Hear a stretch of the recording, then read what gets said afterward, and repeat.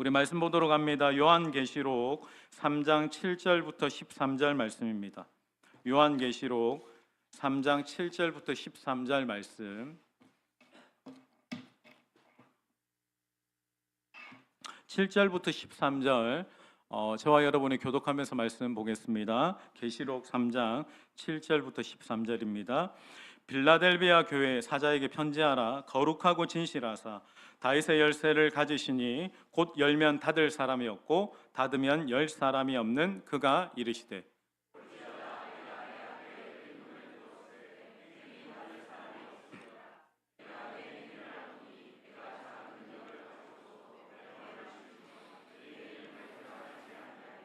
보라, 사단의 회당 곧 자칭 유대인이라 하나 그렇지 아니하고 거짓말하는 자들 중에서 며칠 내게 주어 그들로 와서 내 발 앞에 절하게 하고 내가 너를 사랑하는 줄을 알게 하리라.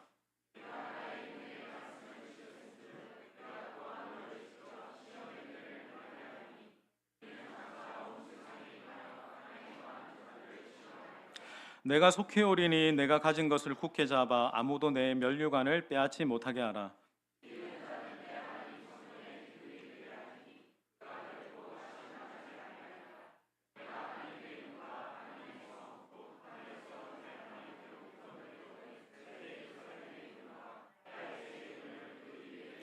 우리 다 같이 읽겠습니다. 시작.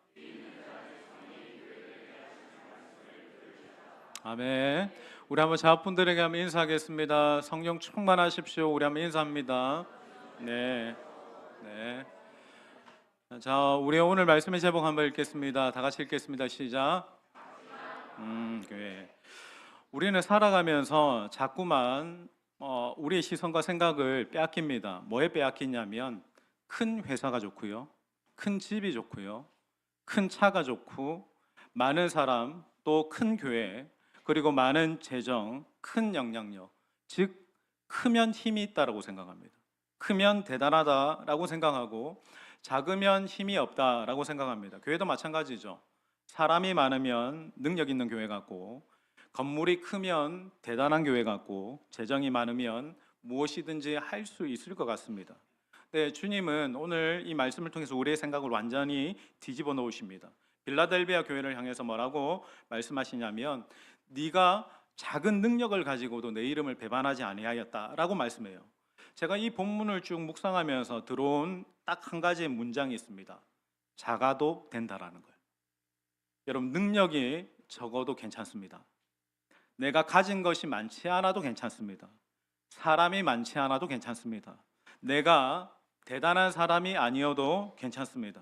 중요한 것은 내가 얼마나 많은 것을 가지고 있느냐, 내가 얼마나 대단한 사람이냐 보다 내가 이 가진 작은 것으로 내가 주님의 말씀께, 또 주님 앞에 어떻게 충성하고 순종하고 따르는가가 중요한 것입니다. 여러분, 오늘 말씀의 제목처럼 작지만 강한 교회, 여러분, 우리 교회가 그렇게 크지 않지만 작지만 강한 교회, 적은 것으로도 하나님의 크신 일을 이룰 수 있는 교회가, 저는 우리 하명교회가 되기를 간절히 소망합니다. 여러분, 적은 능력으로 이기는 교회의 영적인 비결에 대해서 우리가 쭉 말씀을 강의할 건데, 먼저는 여러분, 일곱 교회를 볼 때 가장 먼저 봐야 될 것이 그 교회에 나타나는 예수님이 어떤 분이신지를 봐야 됩니다. 우리 빌라델비아 교회에 임재하신 주님 어떤 분이신지 7절 다 같이 읽겠습니다. 빌라델비아 시작. 편지하라. 거룩하고 진실하사 다윗의 열쇠를 가지신 이 곧 열면 닫을 사람이 없고. 자, 이제 여기서 제가 주목하는 것은 예수님을 소개할 때 주님은 다윗의 열쇠를 가지신 분이라고 이야기해요. 그러니까 여러분, 여기에 보면 주님이 다윗의 열쇠를 가졌대. 여러분, 오늘날은 열쇠를 쉽게 복제할 수 있습니다. 비밀번호를 쳐서 들어갈 수도 있고요, 여러 가지 열쇠를 복제하는데 그렇게 어렵지 않습니다. 근데 여러분, 과거에는 특징적인 게 열쇠가 하나밖에 없어요. 그러니까 그 문에 맞는 열쇠는 하나밖에 없습니다. 그러니까 그 열쇠를 가졌다라고 하는 것은 굉장히 놀라운 특권이에요. 그러니까 여러분, 성경의 시편 말씀에도 보면 성전 문지기라고 할 때 이 문지기가 그냥 문지기가 아닙니다. 그 문을 열 수 있는 사람입니다. 그 문의 열쇠를 가지고 있는 사람이기 때문에 성전 문지기도 굉장히 특별한 권리를 가지고 있는 사람이었어요. 여러분, 오늘 말씀에 이 적은 능력을 가지고 있는 이 빌라델비아 교회에 임재하신 주님이 내가 다윗의 열쇠를 가지신 분이다라고 하는 이 말씀은 뭐냐면, 적은 능력을 가지고 있어도, 많이 부족해도, 여러 가지 연약함이 있어도 내 인생의 닫힌 문을 여시는 분이 누구시냐, 이게 더 중요하다는 거예요. 여러분, 우리의 인생에 닫힌 문이 있고 열린 문이 있을 겁니다. 근데 여러분, 그 문을 여시는 분이 누구라고 말씀하십니까? 예수님이십니다. 여러분, 우리가 살아가면서 인생에 기회가 옵니다. 여러 가지 어떤 기회들이 오죠. 쉽게 말하면 여러 가지 이제 문들을 만나죠. 문들을 만나는데 다른 말로 이야기하면 이런 기회의 문들입니다. 어떨 때는 내가 진로나 취업이나 어떤 삶의 기회의 문이 닫힐 때가 있습니다. 그래서 힘들 때가 있습니다. 어떨 때는 이게 거침없이 열릴 때도 있습니다. 기회의 문들이 열릴 때도 있죠. 근데 여러분, 우리는 항상 생각합니다. 그 상황 때문에, 그 환경 때문에, 나의 어떠함 때문에 이게 닫혔어, 나의 어떠함 때문에 이게 열렸어 라고 이렇게 말하는데, 여러분, 오늘 본문이 예수님을 어떻게 소개하시냐면, 여러분의 인생의 모든 기회의 문들을 열기도 하고 닫기도 하시는 분은 예수님이시라는 거예요. 그래서 예수님이 열면, 이 말씀은 더 나아가서 예수님이 문을 여시면 아무도 닫을 사람이 없다라는 거예요. 그리고 주님이 이 문을 닫으시면 그 어떤 아무도 열 사람이 없다라고 말씀하시는 거예요. 여러분, 오늘 이 말씀을 보면서 내가 작지만, 능력이 없지만, 부족하지만 분명히 먼저 전제하고 기억해야 될 것은, 우리의 인생의 문을 열고 닫는 열쇠를 가지신 분은 오직 예수님이십니다. 오직 예수님만이 우리의 삶을 열게도 하시고 우리의 삶을 닫게도 하시고 우리의 인생의 답을 가지시고 우리를 인도하시는 분은 오직 예수 그리스도이십니다. 여러분, 이 다윗의 열쇠를 다른 표현으로 뭐라고 이야기하냐면 천국 열쇠라고 해요. 말씀을 보겠습니다. 마태복음 16장 19절 우리 같이 한번 읽겠습니다. 네, 띄워주시면. 마태복음 없나요? 네, 그러면 마태복음 16장 19절 찾아봅니다. 마태복음 16장 19절 말씀입니다.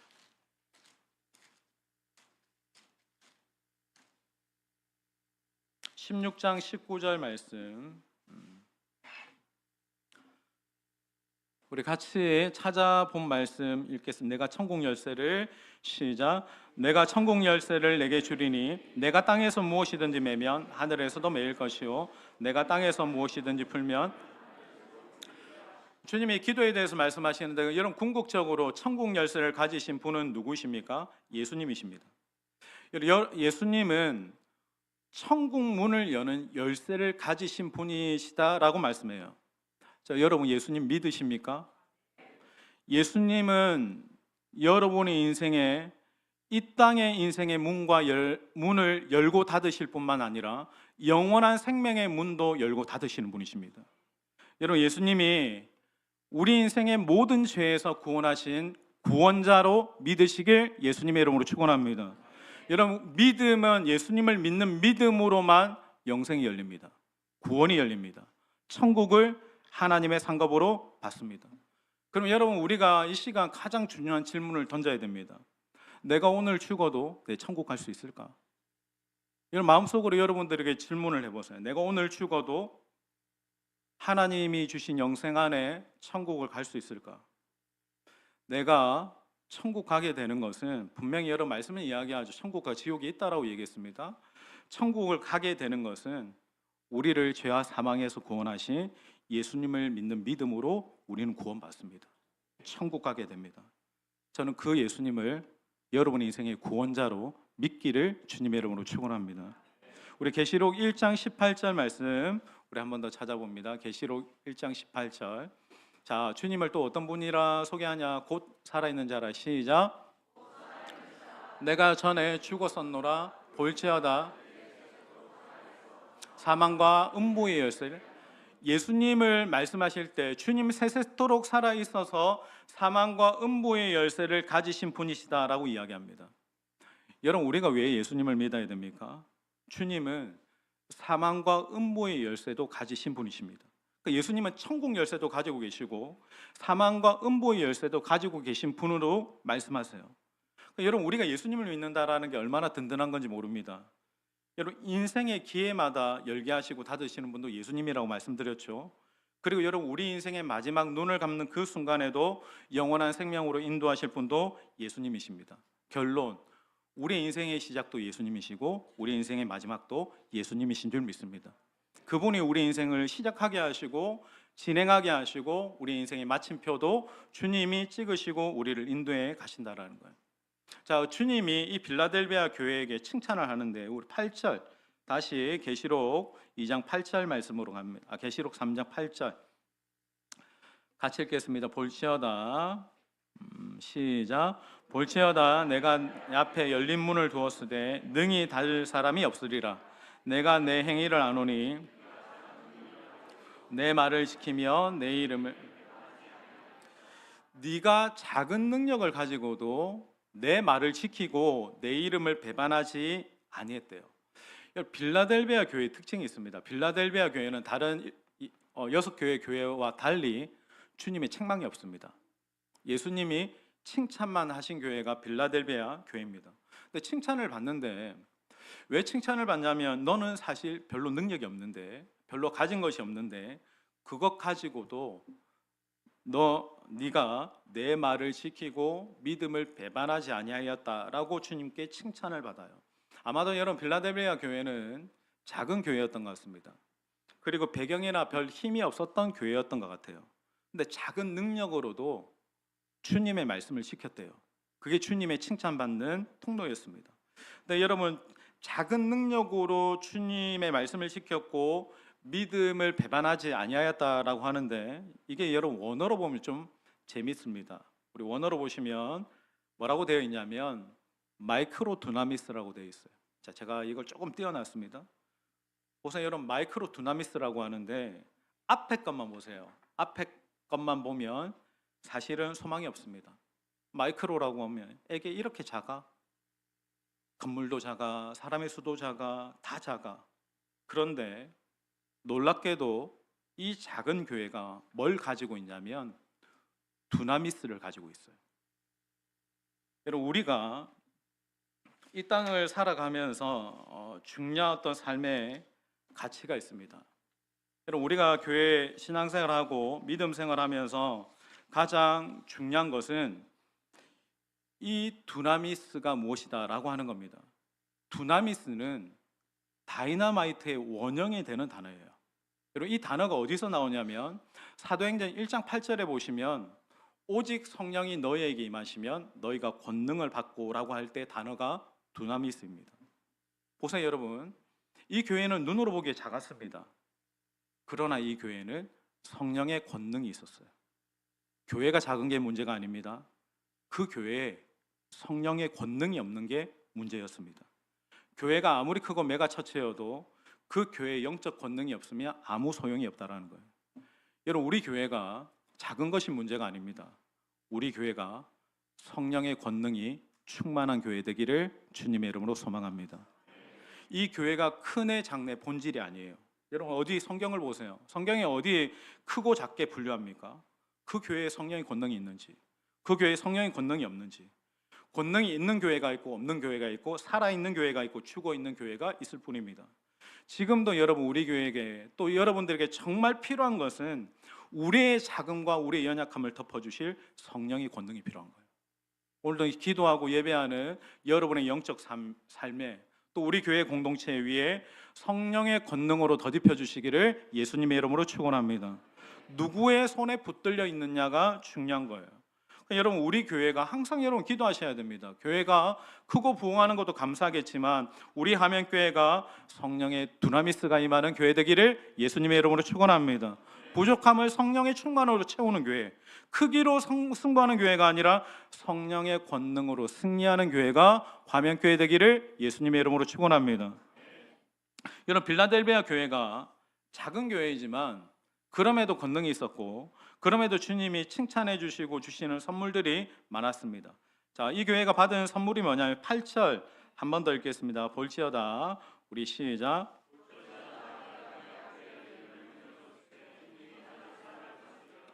내가 내 행위를 나누니 내가 작은 능력을 가지고도 내 말을 지키며.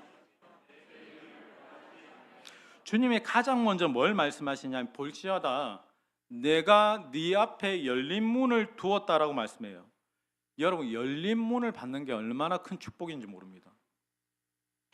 우리가 늘 기도하잖아요. 여러분, 대부분 기도할 때 뭐 기도합니까? 문 열어달라고 기도하잖아요. 취업의 문 열어달라고, 출산의 문 열어달라고, 학업의 문 열어달라고, 진급의 문. 근데 계속 우리가 문을 열어달라 기도하는데 빌라델비아 교회는 문이 열린 교회였어요. 2026년에도 우리 하면교회가 열린 문이 되는 교회가 되기를 예수님의 이름으로 축복합니다.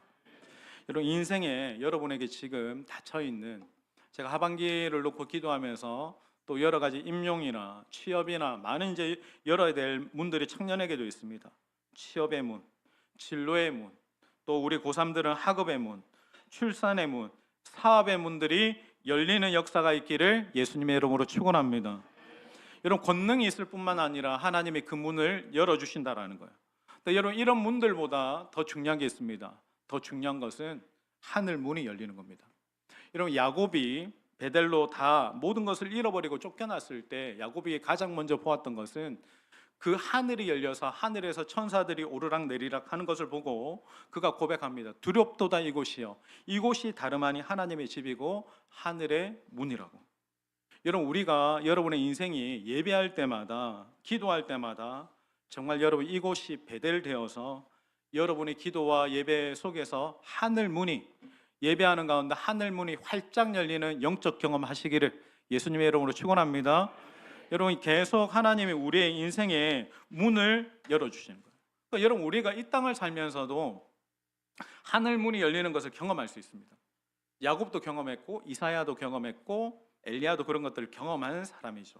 우리는 여러분 기도하고 여기서 예배할 때마다 또 찬양할 때마다 하늘 문이 열려서 하나님의 임재와 영광을 보는 것도 놀라운 축복입니다. 근데 제가 여기서 질문이 있습니다. 여러분, 우리만 구원받고 우리만 하늘 문이 열려서 하나님의 은혜를 경험하고 하나님의 임재를 경험하면 되겠습니까? 더 나아가 아직도 주님을 모르는 이들에게 구원의 문을 여는 화면교회 되기를 주님의 이름으로 소망합니다. 이런 신약 말씀 곳곳에 기쁨이 있는데 어떤 기쁨이냐면 구원의 문이 열린 것을 보고 기뻐하는 장면이 나옵니다. 우리 사도행전 14장 27절 있죠? 우리 띄워주시면 저 같이 읽겠습니다. 시작. 그들이 이르러 교회를 모아 하나님 이방의 믿음. 여러분, 이 안디옥 교회에게도 하나님이 놀랍게 행하신 일들이 그들에게 기쁨이 되었고 궁극적으로는 이방인들에게 구원의 문이 열리고 믿음의 문이 열린 것을 보고받고 기뻐하는 장면이 나오는 거예요.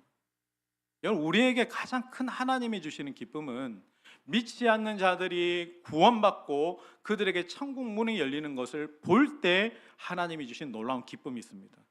저는 우리 교회를 통해서 올 하반기에 소망하는 것은 믿지 않는 자들에게도 구원의 문, 전도의 문이 열리게 되기를 예수님의 이름으로 축원합니다.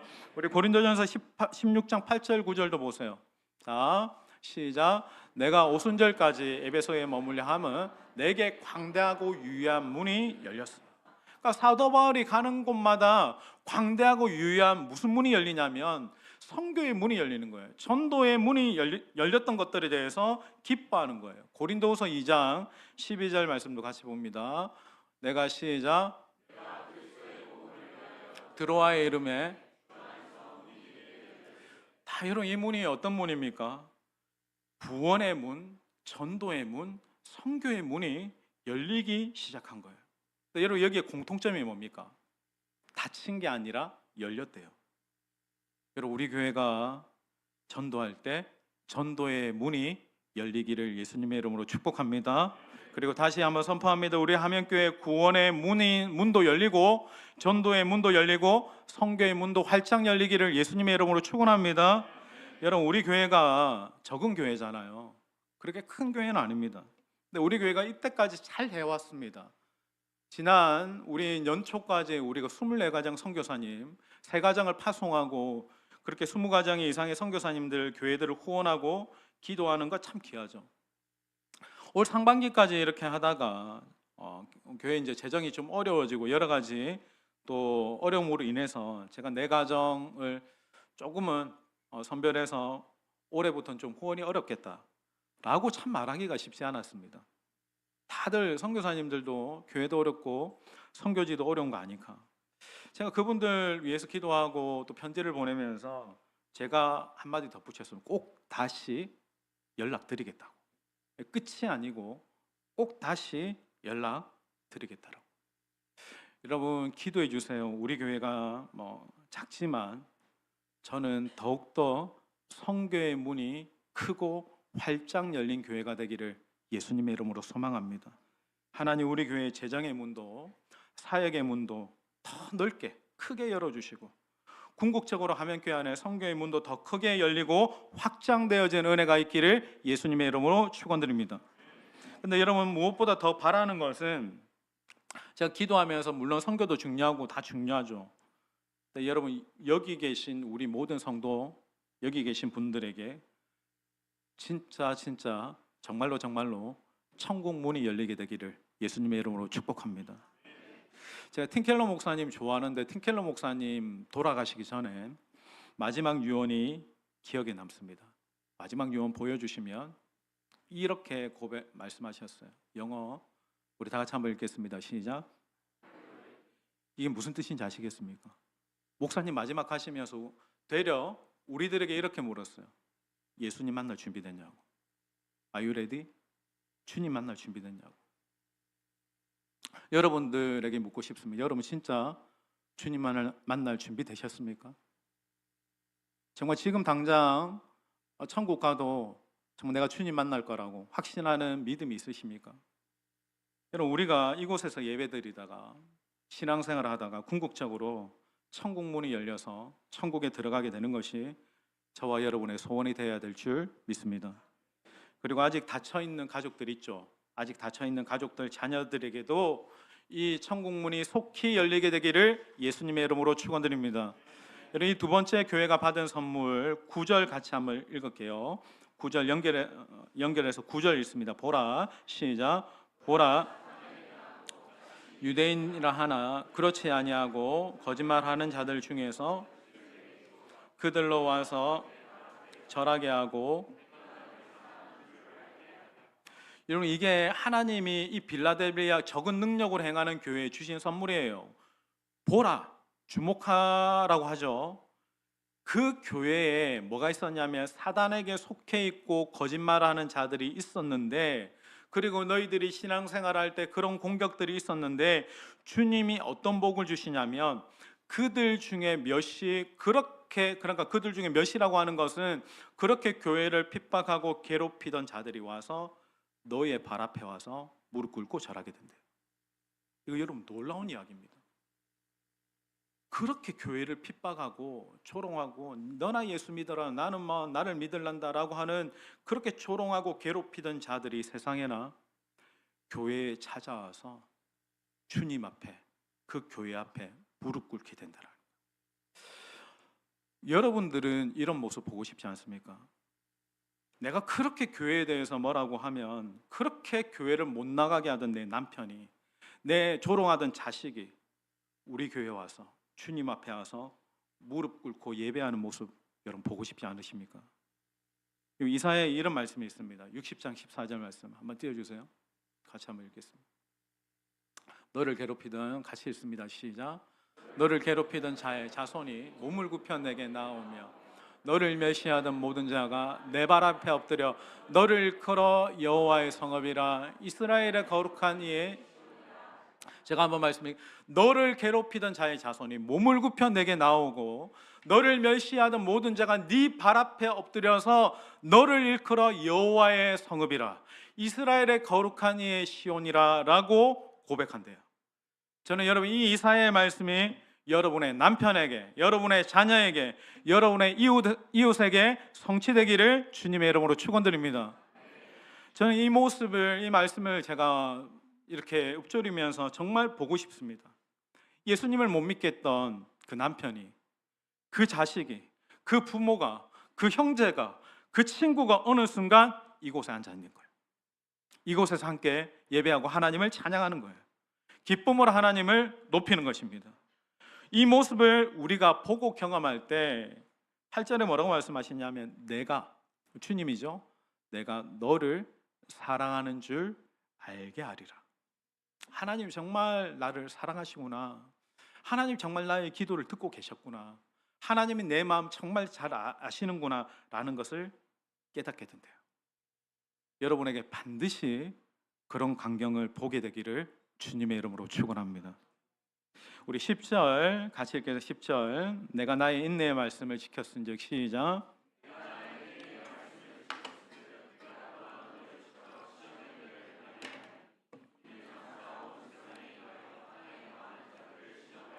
보세요. 네가 나의 인내의 말씀을 지켰은즉 나도 너를 지켜주겠다라고 하시죠. 그러니까 주님이 네가 적은 능력을 가지고도 나의 말씀을 지켰다라고 하는 거예요. 그러니까 네가 적은 능력이 있어도 나의 말씀을 지킬 수 있다라고 말씀하십니다. 네가 부하든 가난하든 능력이 있든 뭐 없든 잘나든 못났든 주님 그것 보시지 않으시고 적은 능력 가지고도 주님 말씀 지키면서 살아가는가, 이거 주님이 유심히 보신다라는 거예요. 여러분, 하나님 정말 계산 정확하신 분이십니다. 네가 내 말씀 지키면 내가 너의 인생 지켜줄게. 우리 함께 외쳐보겠습니다. 우리 문장, 그 다음 문장. 자, 우리 같이 읽겠습니다. 시작. 우리 한 번 더 크게 시작. 여러분, 내가 적은 능력을 가지고 있지만, 내가 아직 취업 준비를 하고 있지만, 내가 아직 입시 준비를 하고 있지만, 내가 아직 부족하지만, 내가 능력이 없지만, 그럼에도 내가 하나님의 말씀을 순수하게 지키면 하나님이 여러분을 지켜주실 줄 믿습니다. 여러분, 8절에 보면 그렇죠. 네가 적은 능력 가지고도 내 말 지키고, 똑같은 말이에요. 8절도 10절도 내 말을 지키고 배반하지 아니했다라고 말씀합니다. 여러분, 우리가 말씀을 지킬 때 뭐 대단하게 내가 말씀을 지키기 위해서 순교하고 말씀을 지키기 위해서 감옥 가고 이런 것까지가 아닙니다. 말씀이라면, 하나님의 뜻이라면 내가 세상 속에서도 하나님의 뜻을 따르는 것을 말하는 거예요. 그 삶을 주님이 보신다라는 거예요. 한 교회의 남자 청년이 새가족 등록을 해서 2달 정도 이제 교회를 다니기 시작합니다. 새가족입니다. 그 교회 인도함을 받기 전에 이제 교제하는 여자친구와 이 청년이 약속을 해놨어요. 이번 여름 휴가 때 우리 어디 여행 가자고 이제 약속을 한 거예요. 기분 좋게. 근데 이 청년이 교회를 2달 정도 다니면서 목사님 말씀을 듣고 이제 새가족 양육을 받으면서 그 약속이 점점 불편해지게 느껴지게 되는 거예요. 초신자니까 그걸 고민하다가 이제 명확한 답을 몰라서 이제 그 교회 담임 목사님에게 이메일을 보냈어요. 근데 목사님이 이메일을 보고 너무 감동받은 거예요. 아니, 교회를 50년 다는 분도 아니고 2달밖에 안 된 청년이 그 부분 때문에 고민이 되어서 목사님께 이제 메일을 보냈다는 자체가 은혜 받은 거예요. 그래서 답신을 이제 보냈습니다. 제가 그대로 읽어드리겠습니다. 형제님, 저도 같은 남자 입장에서 형제님 마음을 이해합니다. 물론 여행 자체는 나쁜 것이 아니지만 결혼 전 그 자매와 며칠 여행을 가게 되면 분명 서로의 의지와 상관없이 넘지 말아야 될 선을 넘게 될 수도 있을 겁니다. 그래서 저는 지금 형제님의 마음에 드는 고민과 불편함이 형제님 마음속에 이미 성령께서 주신 마음이라고 생각합니다. 가급적 그 약속을 결혼 뒤로 미뤄보세요 라고 보냈다. 그럼 그 이후로 어떻게 됐을까? 1번, 자매에게 말했다가 대판 싸우고 헤어졌다. 2번, 잘 달려서 결혼 후로 미루게 되었다. 2번입니다. 여러분, 교회 밖에 어떤 예수 안 믿는 청년들에게, 세상에 있는 청년들에게 뭐 그들의 문화가 이게 고민할 일입니까? 제가 이런 얘기 또 청년들에게 하면, 우리 교회 청년들이 아니고 청년들에게 하면 꼰대라고 할 거예요. 무슨 지금이 조선시대냐고. 물론 안 그런 청년들도 있죠. 근데 여러분, 오늘 저는 8절과 10절 말씀을 이렇게 했습니다. 내가 교회를 2달밖에 안 다녔어도 네가 내 말을 지키며, 네가 초신자여도 나의 거룩한 말씀을, 10절이죠, 지켰은즉. 여러분, 이게 진짜 능력입니다. 여러분, 이 시대에 하나님이 청년들과 교회에 원하시는 게 무엇일까 질문해 보세요. 나는 지금도 신앙의 거룩성과 말씀을 붙들고 지키며 살아가고 있는가? 내가 세상 속에서는 스펙이 좀 딸리고 그래 여러 가지 부족한 부분들이 있고 여러 가지 조금 밀리는 듯한 부족한 부분들이 보여지지만 이런 그 질문이 아니고 나는 그럼에도 불구하고 작지만 적지만 부족하지만 하나님의 말씀을 붙들고 살아가고 있는가? 그리고 시대가 변해도 세상이 변해도 하나님의 말씀을 순수하게 지키는 믿음이 저와 여러분의 믿음이기를 예수님의 이름으로 축원합니다. 이런 말씀을 마무리합니다. 여러분 오늘 말씀의 제목이 뭐였습니까? 작지만 강한 교회였어요. 여러분 작지만 강한 교회, 주님은 그 교회의 작은 것에 대해서 없는 것에 대해서 주님 책망하지 않으셨어요. 너희 교회는 왜 이것밖에 안 돼? 왜 사람이 이것밖에 없느냐? 왜 너희들은 능력이 이것밖에 안 되느냐? 주님이 그렇게 말씀하지 않으셨어요. 오히려 주님은 네가 그 적은 능력을 가지고도 무엇을 했는가를 보시는 거예요. 네가 네 손에 있는 네가 가진 그 작은 능력으로도 끝까지 나의 말씀과 나의 믿음을 지켰는가? 그 주님 보신다라는 거예요. 그럼 여러분 질문이죠. 그러면 내 인생의 문은 누가 여십니까? 주님이 여시는 거예요. 내 삶의 기회의 문들은 내가 작지만 내가 부족하지만 내 삶의 기회의 모든 기회의 문들은 예수님이 열어가시는 거예요. 아멘이십니까? 내가 작지만 하나님의 말씀을 지키고 하나님의 뜻대로 행하면 내 인생에 찾아오는 모든 기회의 문들을 주께서 열어주시겠다라는 거예요. 여러분 우리 인생 안에 지금도 내 인생 안에 닫힌 문일 수 있죠. 그러나 기억하세요. 그 문을 여시는 열쇠는 예수님의 손에 있는 줄 믿습니다. 그래 끝까지 우리는 주의 말씀 지키는 거예요.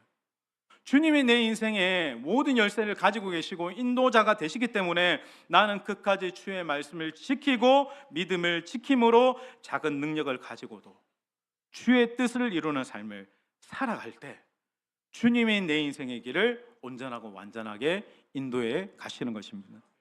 그 영적 삶 이번 한 주도 살아가시고 적은 능력 가지고도 주님이 이끄시는 믿음의 삶, 말씀의 삶을 결코 포기하지 않는 저와 여러분 되시길 주님의 이름으로 축원합니다.